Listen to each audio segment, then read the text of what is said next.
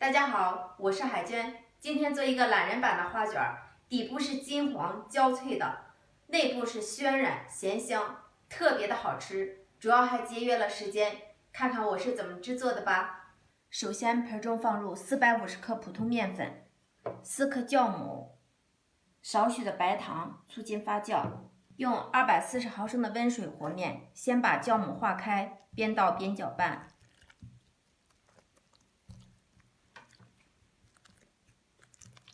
搅拌至这样的面絮状，下手揉成团儿，揉成一个中度软硬的光滑面团，盖上盖子，醒面5分钟。接下来我们来制作油酥，碗中放入30克普通面粉，少许的盐，少许的花椒粉，少许的芝麻碎，加入烧好的热油，搅拌均匀，放凉备用。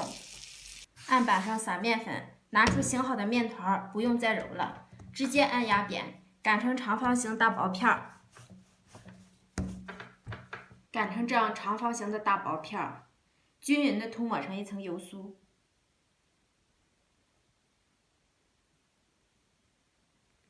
上面均匀的撒上一层葱花，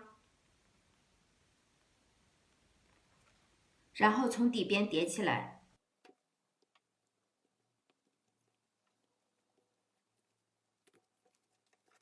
整理一下，切成均等的段儿。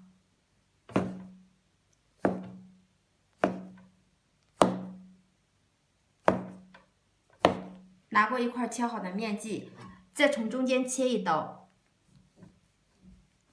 注意不要切断，然后给它对折过来，这样就可以了。垫面称抹少许的底油，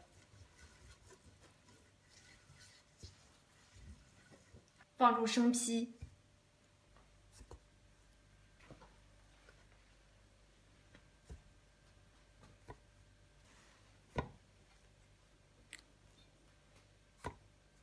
盖上一个高一点的盖子，醒发至1倍大。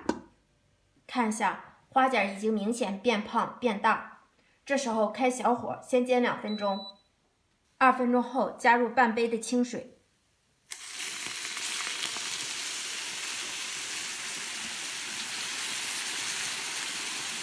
盖上盖子，把水分收干。时间到，看一下水分也收干了，哇，漂亮，可以出锅了。懒人版的大花卷就全部出锅了，看一下，特别的暄软，底部是这样金黄焦脆，内部组织特别的绵软，多加了一种食材，更加的咸香又美味。如果您喜欢，就赶快试试吧。我是海娟美食，我们明天见。